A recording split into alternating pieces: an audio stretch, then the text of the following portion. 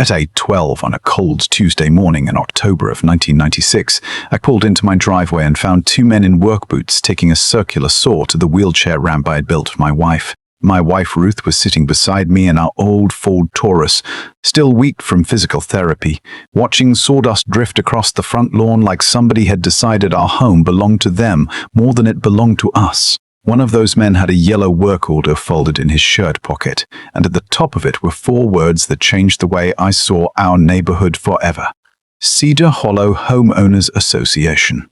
I did not yell right away, which surprised me more than it surprised anybody else, because by then I had spent 6 months trying to do things the polite way.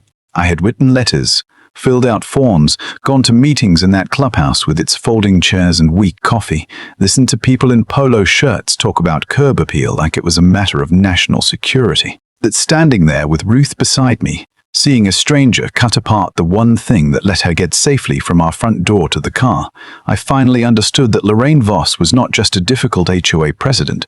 She was the kind of person who confused authority with ownership, and she had gotten so used to people backing down that she thought a rulebook gave her the right to decide who deserved to live comfortably in their own home. My name is Walter Dyer. I was 59 years old at the time, and until all this happened, I had spent most of my life fixing school buses for the county garage outside Dayton, Ohio. I was not a lawyer, I was not a politician, and I sure was not looking for a fight. I had spent 32 years replacing brakes, rebuilding transmissions, fixing heater cores in January when every kid on the bus was freezing, and coming home with grease under my fingernails no matter how hard I scrubbed. Ruth had worked as a librarian at the elementary school for nearly as long, and when she was diagnosed with multiple sclerosis in 1994, we decided it was time to sell our little house near the highway and move somewhere quieter. That was how we ended up in Cedar Hollow, a neat suburban development with 200 houses, white fences in some yards, a small clubhouse by the pool, 2 cracked tennis courts, a playground with a wooden slide, and an HOA that charged $42 a month to keep the common grass trimmed and the pool running in the summer. At first it seemed like a good place to grow old. Kids rode bikes down the streets after dinner. Men washed their Camrys and Buicks in the driveway on Saturday mornings. Women walked dogs in windbreakers and white Reeboks. And every 4th of July, somebody put a boom box near the clubhouse and played Lee Greenwood too loud. We had a brick ranch with a 1-car garage, a small porch, a maple tree that turned bright orange every fall, and enough room for Ruth to grow tomatoes in the backyard. It was not fancy, but it was ours, and after years of working hard for every mortgage payment, every appliance, every bit of furniture that mattered, M.A. story. The trouble started with 3 steps. That was all it was at first. 3 concrete steps from the sidewalk to our front porch. In 1992, when we bought the house, Ruth could walk up them with groceries in both hands. By the spring of 1996, some days she needed my arm just to make it from the passenger side of the Taurus to the front door. Other days she used a folding wheelchair, especially after appointments at the rehabilitation clinic. I did what any husband who had spent his adult life working with tools would do. I measured the porch, bought treated lumber from a hardware store on Route 48, and built a simple ramp with rails on both sides. I made it sturdy, not pretty enough for a magazine, but solid, clean, and stained to match the porch steps. It did not block the sidewalk, it did not cross into anybody else's yard, and it did not touch the street. It just gave Ruth a way to get home without feeling like a prisoner in a house with 3 steps in front of it. The first letter came 5 days after I finished it. It was tucked inside our screen door in a white envelope with the HOA logo stamped in blue, a little drawing of a tree and the words Cedar Hollow Community Association. It said I had installed an unapproved exterior structure and that I had 14 days to remove it or submit an architectural modification request. I remember reading it at the kitchen table while Ruth was sorting coupons from the Sunday paper. She looked at me over her glasses and said, "Walter, maybe they just want paperwork." I said, "Maybe they do," and I filled out the form that night. I included measurements, a sketch, the type of lumber, a note from Ruth's doctor, and a polite letter explaining that the ramp was necessary because of her mobility problems. I hand-delivered it to the clubhouse office the next morning.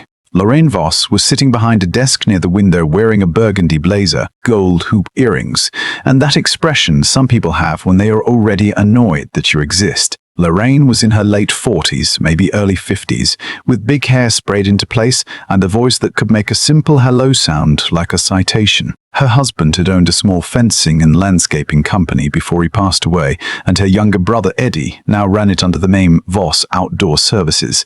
Lorraine had been elected HOA president the year before, and from what I later learned, she loved that job more than most people love winning the lottery. She took my papers without looking at them, tapped them against the desk to straighten the edges, and said, Mr. Dyer, exterior changes must preserve the intended appearance of Cedar Hollow. I said, Lorraine, my wife needs the ramp to get in and out of her home. She gave me a tight little smile and said, we are all very sympathetic to your situation, but sympathy does not override community standards. I looked at her for a moment. Then I said, I did not ask you for sympathy. I ask you to approve a ramp so my wife can get through her own front door. She leaned back in her chair and said, the board will review it at the next meeting. That meeting was 3 weeks away. 3 weeks might not sound like much to someone who can run upstairs 2 at a time, but when every trip outside requires panning around pain, fatigue, and the possibility that your legs may not cooperate, 3 weeks feels like a long time. The HOA meeting was held on a Thursday night in the clubhouse, under fluorescent lights that buzzed like insects. There were metal folding chairs, a long plastic table for the board, a coffee urn with burnt coffee in it, and a bulletin board covered with pool rules, bake sale flyers, and a faded notice about the annual chili cook-off. I wore khaki pants, a short-sleeved plaid shirt, and my old brown belt because I had been taught that if you wanted people to take you seriously, you showed up looking like you respected the room.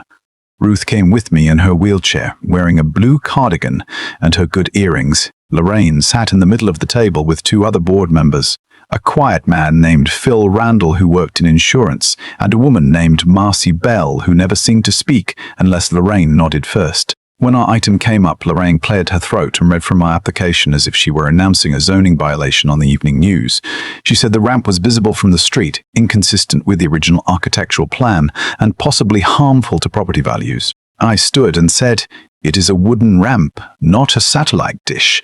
It does not affect anyone except my wife, and it lets her get into her own house safely. Phil looked down at his papers. Marcy stared at the ceiling, and Lorraine said, Mr. Marcy stared at the ceiling, and Lorraine said, Dyer, every homeowner has sacrifices to make for the good of the community. I said I have no problem making sacrifices. I worked 32 years before sunrise in a garage that smelled like diesel fuel and hot rubber.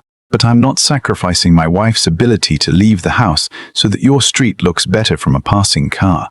There was a little murmur in the room, the kind people make when they agree with you, but do not want to be the next person on the board's list. Lorraine looked annoyed. Then she said the board would take the matter under advisement. A week later, another letter arrived. Denied. The reason was that the ramp did not meet the visual standards of Cedar Hollow.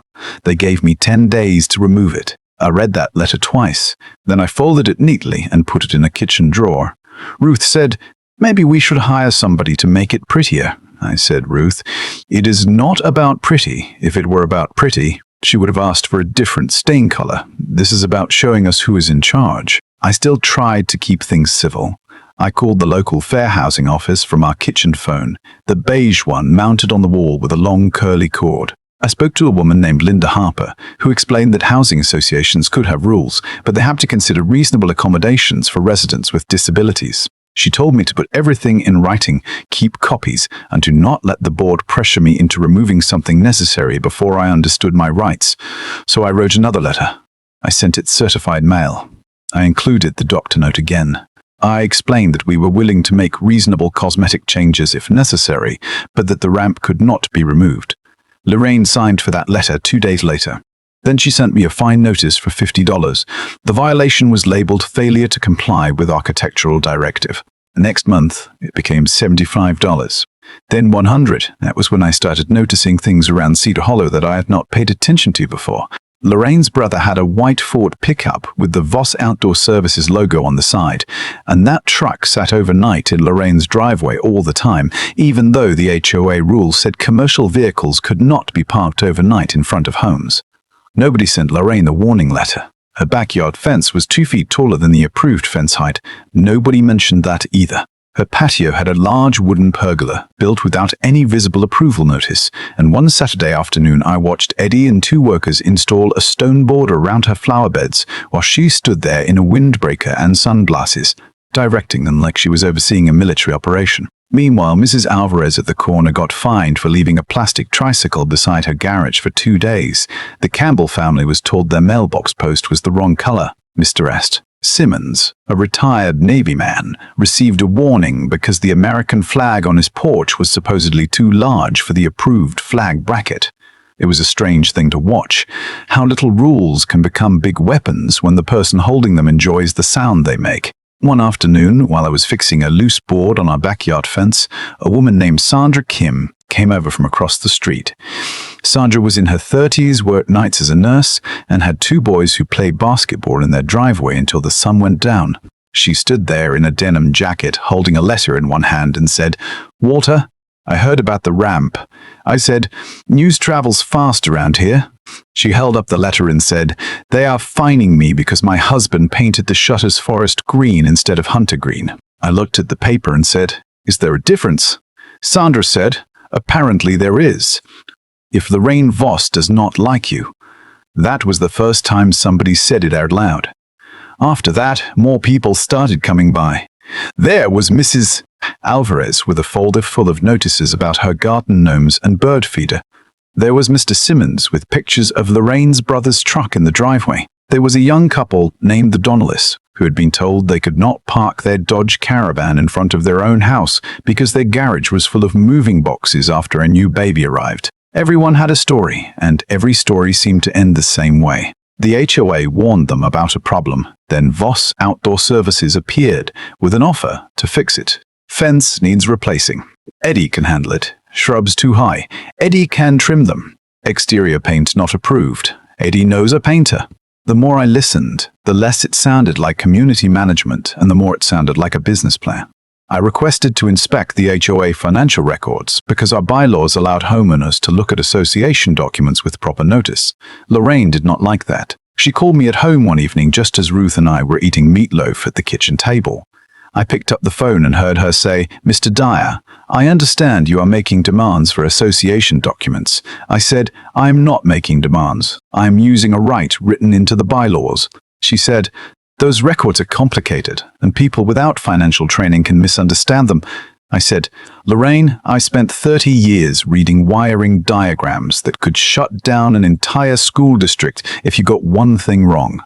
I can probably handle a few invoices." There was a pause. Then she said, "I hope you understand that hostile behavior will not help your ramp situation." I said, "I hope you understand that threatening me on my own telephone will not help yours." She hung up on me. 2 days later, I sat in the HOA office while Phil Randall brought out a cardboard box full of receipts, bank statements, and stapled copies of checks. Lorraine was not there, which told me she either did not know or did not want to be seen. I took notes with a yellow legal pad and a ballpoint pen. At first it looked ordinary: pool chemicals, snow removal, lawn mowing, clubhouse repairs. Then I found a pattern. The same name appeared over and over: Voss Outdoor Services. Fence repairs, shrub removal, sprinkler maintenance, pool landscaping, sidewalk edging, storm cleanup, mailbox replacements. In one 18-month period, the HOA had paid Eddie's company more than $60,000. There were no competing bids attached to most of the invoices. Some jobs had only a handwritten estimate, and several of those estimates were dated after the work was already completed. I asked Phil about it. He rubbed his forehead and said, "Lorraine handles maintenance decisions." I said, "Does the board vote on them?" He said, "Sometimes." I said, "What does sometimes mean?" He looked over at the empty office doorway, then quietly said, "It means she says it is urgent and nobody wants to argue with her." I went home with a stack of notes and copied everything at king cost the next day. I paid for copies out of my own pocket. Then I put the originals back exactly where I found them. I was not trying to steal anything. I was trying to make sure nothing disappeared. I also took photographs, not digital photographs, because that was not how most people lived in 1996. I bought a roll of Kodak film, used my old Minolta camera, and waited for the prints to come back from the drugstore. I photographed the Voss truck parked overnight, the tall fence, the pergola, and the landscaping work being done at Lorraine's house. I wrote dates on the back of every picture. I kept every letter, every fine notice, every receipt, every certified mail slip, and every note from every neighbor who came to talk to me. At night, I would sit at our old IBM computer in the spare bedroom, the one running Windows 95, and type up a timeline while the monitor made that faint, warm hum. Ruth would sit in the doorway sometimes, wrapped in a blanket, and say, "You are turning into a detective." I would say, "No, I'm turning into somebody who is tired of being treated like he does not count." The next HOA meeting was worse than the first. Lorraine had sent out a notice saying that the meeting would include discussion of maintenance violations and financial responsibilities. By then, half the neighborhood knew something was going on. The clubhouse filled up early. People stood along the walls, some wearing wet clothes, some in sweaters, some with kids sitting beside them coloring on the floor. Lorraine sat at the front table looking more polished than ever, wearing a navy blazer and a pearl necklace. She started with routine business, pool repairs, leaf collection, holiday decorations. Then she got to my name. She said, "Mr. Master, Dyer has failed to remove an unapproved structure after repeated notice. The board is considering a special assessment to cover legal and administrative costs." I stood up slowly and said, "Before we talk about my ramp, maybe we should talk about why the HOA has paid your brother's company more than $60,000 without competitive bids." The room got quiet. You could hear the old clock above the soda machine ticking. Lorraine looked at me like I had spilled paint on her carpet. She said, "That matter is not on the agenda." I said, "Neither was threatening to tear down a ramp built for a disabled resident, but here we are."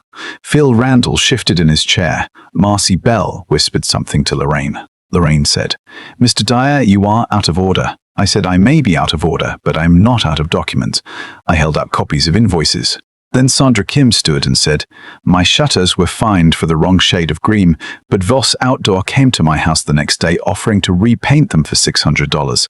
Mrs. Alvarez stood and said, "They told me my garden was a violation. Then Eddie offered to remove everything for cash."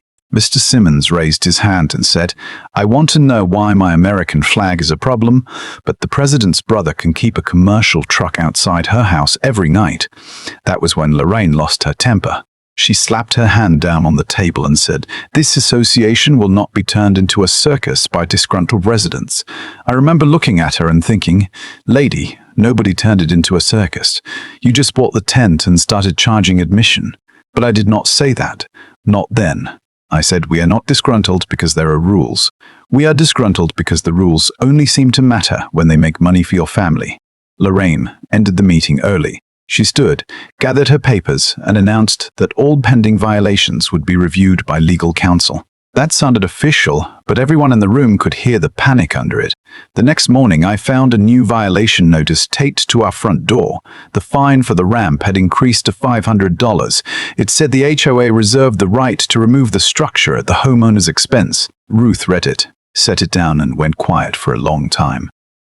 Then she said, "Walt, I do not want you to get us in trouble." I sat beside her on the couch and said, "Ruth, you are not trouble. A ramp is not trouble. A ramp is not trouble. The trouble is people who look at somebody else needing help and see a chance to make them smaller." She nodded, but her eyes filled up anyway. That was the day I stopped thinking only about paperwork and started calling people who knew more than I did. Linda Harper at the Fair Housing Office referred me to an attorney named Susan Mallory, a woman in her 40s with short brown hair and a voice like a hammer hitting a nail straight.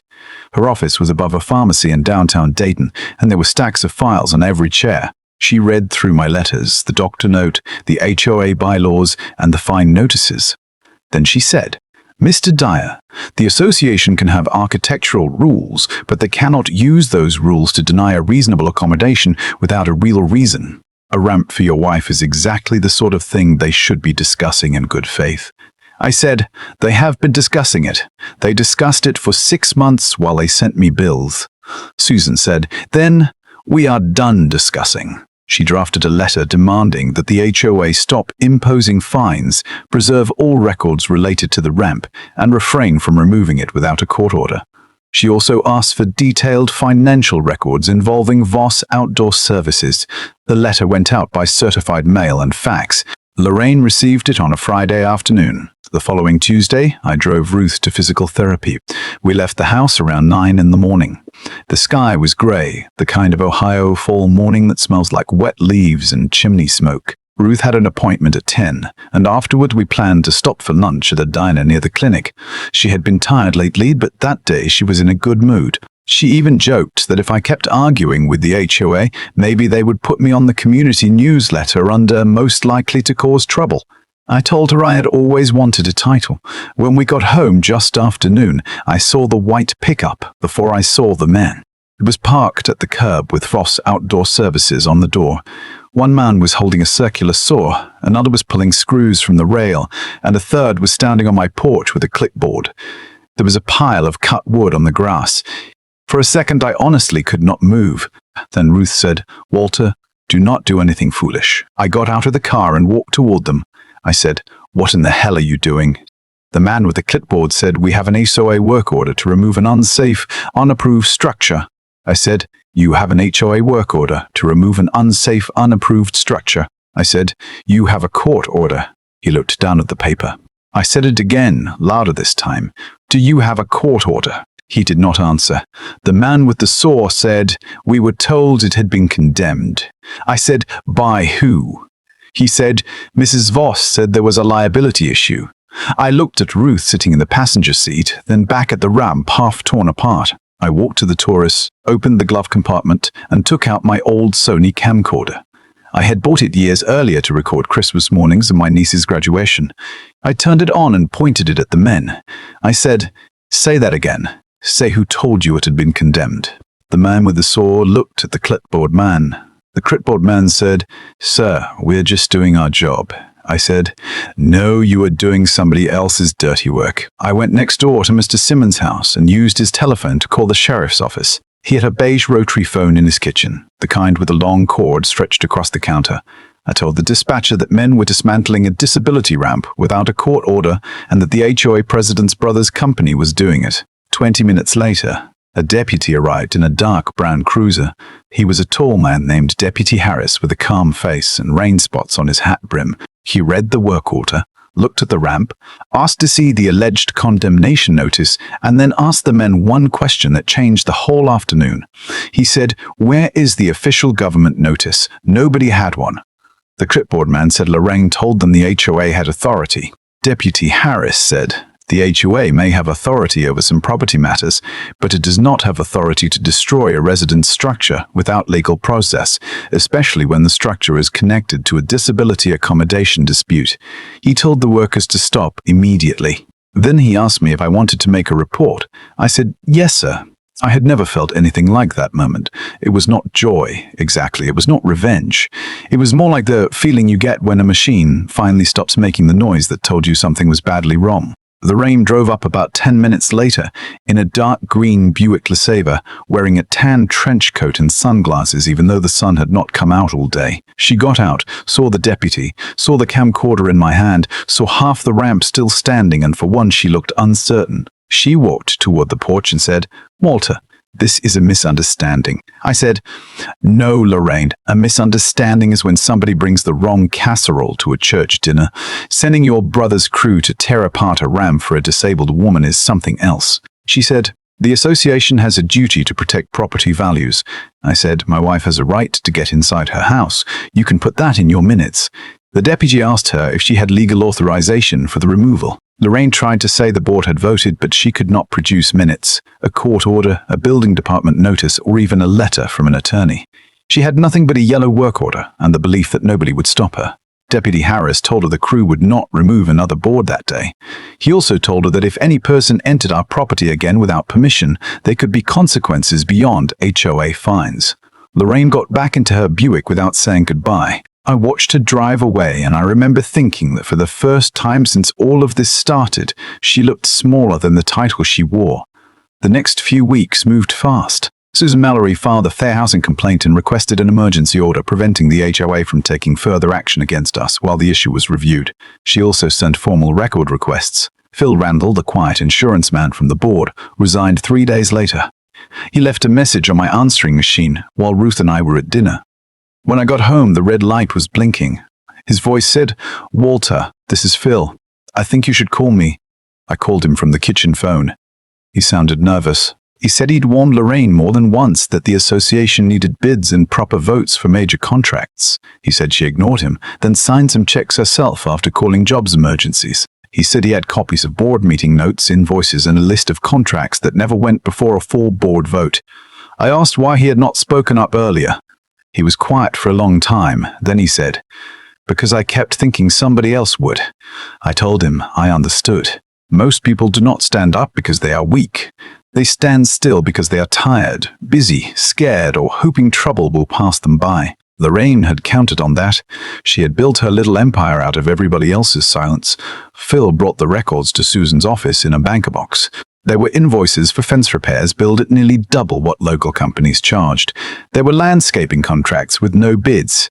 There were handwritten notes from Lorraine directing Eddie to inspect homes that had recently received violations. There was even a list of residents with columns beside their names, dates of notices, type of violation, and whether Voss Outdoor had been hired afterward. It was not proof that every dollar was stolen, and I do not want to pretend it was some movie where a villain opens a suitcase full of cash, but it showed a pattern clear enough that even a man like me could see it. Rules were being used to steer work toward her brother. At the same time, more residents joined us. Sandra Kim organized a petition. Mr. Simmons called people from the neighborhood directory. Mrs. Alvarez typed letters on her old word processor and made copies at the library. We got enough signatures under the association bylaws to demand a special meeting and a vote on removing board members. Lorraine tried to delay it, saying the petition was improperly formatted, then saying the clubhouse was unavailable, then saying the association needed time to review legal questions. But by then, people had seen the sawdust on our lawn. They had heard the deputy's warning. They had read the notices. They had compared their own stories. The special meeting was held on a Monday night in November, and it was so crowded that people stood outside the clubhouse windows to listen. Ruth came with me, not in the wheelchair that night, but with her cane, wearing a grey sweater and holding my arm. I told her she did not have to go. She said, "Walter, I have spent too much of this year letting other people talk about what I can and cannot do. I am going. I have never been prouder of anyone in my life." Lorraine arrived with an attorney from downtown, a thin man in a dark suit who kept whispering in her ear. The board table was covered with folders, and somebody had brought an overhead projector from the elementary school. Susan stood beside me with a stack of transparencies. When the meeting started, Lorraine made a speech about preserving community standards, keeping property values stable, and protecting Cedar Hollow from division. Then Susan got up and put the first transparency on the projector. It showed the payments from the HOA to Voss Outdoor Services. The next one showed the absence of competing bids. The next showed the list of violation notices, followed by maintenance work from Eddie's company. Then she showed the photographs of Lorraine's own rule violations, the truck, the fence, the pergola, all ignored while other people were fined for smaller things. Lorraine said the information was misleading. Susan said, "Then please explain why the association paid your brother more than $60,000 in 18 months, while residents were pressured to hire him after receiving citations." Lorraine said, "My brother provides quality work." Somebody in the back of the room said, "Then why was my fence falling apart 6 months after he repaired it?" Another person said, "Why did I get fined after I refused his estimate?" Then Ruth stood up. The room got quiet. She leaned on her cane and looked at Lorraine. Ruth was never a loud person. She was the kind who listened carefully before speaking, the kind who remembered everybody's birthday at the library and kept peppermints in her desk for nervous children. She said, "I do not know much about budgets or contracts. I know I was trying to get into my own house. I know I received letters telling my husband that a ramp was a threat to property values. I know men were sent to tear it down while I was at therapy, and I know that when rules stop serving people and start hurting them, somebody has forgotten why communities exist in the first place." Nobody clapped at first. Then Mr. Simmons did. Then Sandra. Then the whole room. It was not wild applause. It was heavier than that. It sounded like relief. The vote took almost an hour. Ballots were counted at a folding table near the pool office while everybody waited in silence. Finally, the association secretary announced that Lorraine Voss and Marcy Bell had been removed from the board. A temporary board would be appointed until a new election could be held. Lorraine stood near the door with her attorney, her face pale and stiff. She looked at me once, I expected anger, maybe another threat, maybe that familiar smile she used whenever she thought she had the upper hand. But she just looked tired. I did not feel sorry for her exactly. Not yet. I was still too angry for that, but I understood that people like Lorraine often spend so long gripping power that they do not notice how empty their hands are when it finally slips away. E.N. Dean. The legal part took longer than the meeting, because real life usually does. There were letters, hearings, insurance conversations, and more paperwork than I thought could exist in the state of Ohio. The HOA agreed to stop fining us, approve the REMP, and reimburse part of the cost to repair the damage caused by the removal crew. The association also agreed to an independent audit and a new rule requiring competitive bids for major work, with board members forbidden from directing contracts to relatives without full disclosure and homeowner approval. Eddie Voss did not go to jail, and Lorraine did not vanish in handcuffs with a marching band behind her. That would have been satisfying television, maybe, but it would not have been the truth. What happened was more ordinary and, in some ways, more permanent. Her name became attached to the mess. People stopped being afraid to question things. Neighbors began attending meetings instead of tossing HOA letters into kitchen drawers. The clubhouse became a place where residents actually argued, voted, and asked receipts. Some folks still complained about weeds, trash cans, and porch decorations because people will always find something to complain about when they live close together, but the difference was that nobody could use the rules like a private weapon anymore. The new board approved a revised version of our ramp, with a nicer stain in the few flower boxes along the railing, which I had planned to build anyway once Ruth felt ready to choose the flowers. That spring, she picked yellow marigolds and purple petunias. She sat on the porch one afternoon in a lawn chair, watched the neighborhood kids ride past on bicycles, and said, "You know, that ramp looks pretty good now." I said, "It always looked good. It just needed people with sense to see it." She laughed and told me not to get too proud of myself. By 1998, Cedar Hollow was still Cedar Hollow. The pool still had cracked tiles. The tennis court still needed resurfacing. Somebody still parked too close to the fire hydrant every summer, and somebody else still left Christmas lights up until March. But the neighborhood changed. Mrs. Alvarez planted flowers where her Darden gnomes used to stand. Mr. Simmons kept his American flag on the porch. Sandra Kim painted her shutters whatever green she liked, and nobody measured the shade. As for me, I learned that a community can have rules without losing its heart, and an HOA can protect a neighborhood without treating the people in it like problems to be managed. The hard part is making sure the person holding the rulebook remembers that the homes on the street belong to real people. People with bad knees, sick spouses, tight budgets, tired kids, different tastes, and lives that do not always fit neatly into a binder full of regulations. Sometimes I still wonder whether I should have fought as hard as I did. Maybe Lorraine believed she was protecting Cedar Hollow. Maybe she thought neat lawns and matching fences were worth more than flexibility, kindness, and common sense. But when I look back at Ruth rolling up that ramp with a bag of library books in her lap, I know this much. No property value is worth more than a person being able to come home. So tell me what you think. Was the HOA trying to protect the neighborhood, or did Lorraine Voss abuse her power because nobody had challenged her before? Have you ever had an HOA, a landlord, or a neighbor try to tell you what you could do with your own home? Leave your story in the comments, because people need to know they are not the only ones dealing with this kind of thing. And if you believe ordinary homeowners should have the right to stand up when rules become weapons, please like this video, subscribe to the channel, and stay with us for more real stories about people who refuse to be pushed aside in their own communities.